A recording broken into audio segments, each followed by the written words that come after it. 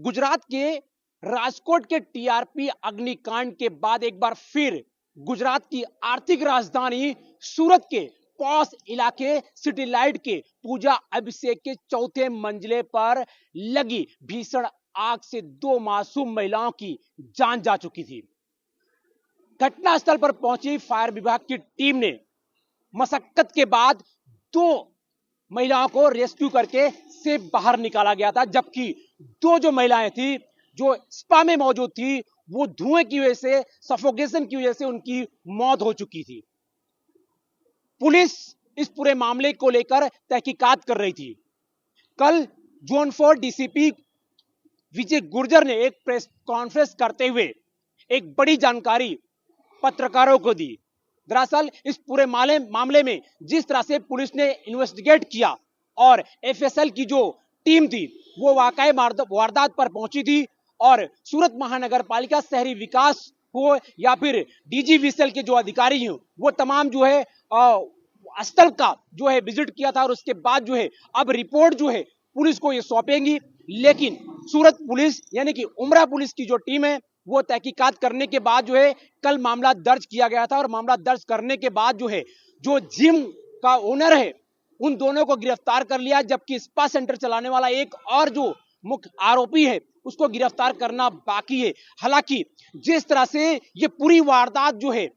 सामने आई, क्योंकि राज्य गृह मंत्री हर्ष संघवी के ठीक कचेरी के सामने वाले ये बिल्डिंग के चौथे मंजिले के इमारत में स्पा और सलून में लगी जिस तरह से आग में 2 मासूम सिक्किम की जो महिलाएं थी उनकी मौत हो चुकी है। दर्दनाक मौत के बाद जो है पोस्टमार्टम कराया गया और उसके बाद जो है कई सारी जानकारियां जो है पुलिस इकट्ठा कर रही है। हालांकि 2 जो आरोपी को गिरफ्तार किया गया है उनसे पुलिस पूछताछ कर रही है, आखिर उनके पास किस तरह का स्टेबिलिटी रिपोर्ट है या फिर फायर एनओसी जो थी वो नहीं ली गई थी। पिछले कई सालों से लगातार जो है बिना एनओसी के, बिना किसी संसाधन के ये जिम और स्पा सलून चल रहा था। आखिर ये किसके इशारे पे चल रहा था? कौन है वो नेता जिनके सहयोग से ये स्पा और सलून और जिम चल रहा था? क्योंकि सूरत महानगर पालिका के 8वां जोन विस्तार में सिटी लाइट का यह विस्तार जो है पूजा अभिषेक जो कॉम्प्लेक्स है ये 2019 में रुंगटा डेवलपर्स के जो मालिक है रुंगटा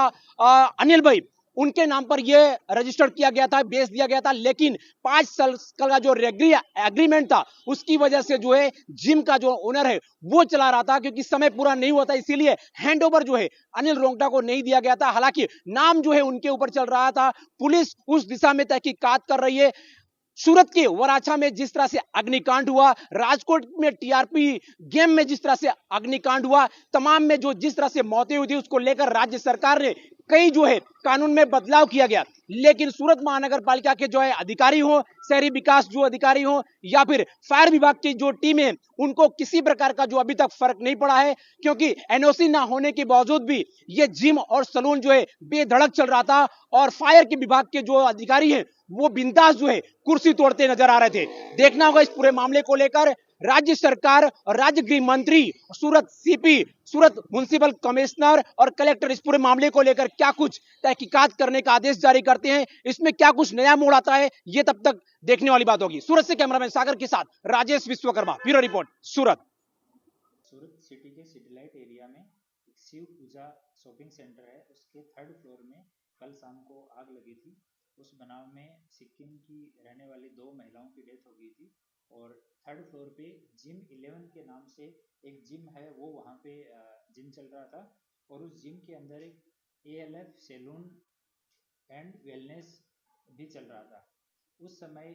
दिवाली के कारण जिम की छुट्टी थी तो जिम में एक्सरसाइज करने वाले या ट्रेनर कोई भी उस समय हाजिर नहीं थे और सैलून है वो चालू था। तो उस सैलून में 4 महिलाएं थी जिनमें से 2 नागालैंड की थी और 2 सिक्किम की थी, वो हाजिर थी और एक केयर टेकर और एक उसका दोस्त, ऐसे टोटल 6 लोग वहाँ पे जब आग लगी उस टाइम पे हाजिर थे।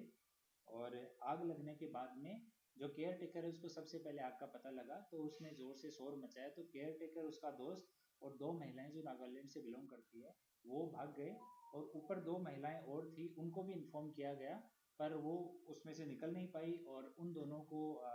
रेस्क्यू किया गया फायर डिपार्टमेंट की मदद से और सिविल हॉस्पिटल में रेफर किया गया जहां उन्हें ब्रॉड डेथ डिक्लेयर किया गया। उन दोनों महिलाओं का नाम, पहली महिला है बिन्नू हांगमा, ये असराज लिंबू उसकी पुत्री है और ये यहाँ आदर्श सोसाइटी सूरत में रहते हैं और मूल रूप से ये पश्चिमी सिक्किम जिले के रहने वाली है। दूसरी है मनीषा, ये पूर्णभद्र दमाई की बेटी है और ये भी आदर्श सोसाइटी सूरत में रहती है और ये चुजाचेन पूर्वी सिक्किम की रहने वाली थी। इनमें से बिन्नू की जो डेड बॉडी है वो वहाँ पे एक पेडिक्योर मैनिक्योर का रूम बना हुआ था उसमें से रिकवर हुई और मनीषा की जो डेड बॉडी है वो बाथरूम के अंदर से रिकवर हुई और वहाँ पे पानी भी उस टाइम पे चल रहा था। इन दोनों की डेथ होने के बाद में हमने एसएमसी जोन ऑफिस को, एसएमसी के फायर डिपार्टमेंट को, एफएसएल को और टोरेंट पावर को, इन सबको इन्फॉर्म किया और आज सभी डिपार्टमेंट ने अपनी अपनी विजिट पूरी की है। फायर डिपार्टमेंट ने अपनी रिपोर्ट दी है जिसमें ये 3rd फ्लोर है, इसके पास में फायर की एनओसी नहीं होना उन्होंने अपनी रिपोर्ट में दिया है और उन्होंने इस संबंध में इन जिम ओनर को नोटिस भी दिए हुए थे कि आपके यहाँ पे फायर की एनओसी नहीं है और उन्होंने अपनी रिपोर्ट में दिया है कि यहाँ पे फायर डिटेक्शन का सिस्टम नहीं था, स्प्रिंकलर सिस्टम नहीं था,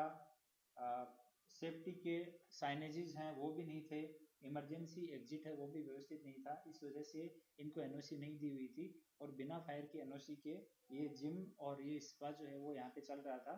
तो इस कारण से 3 लोग जिसमें एक वसीम रऊफ चौहान है,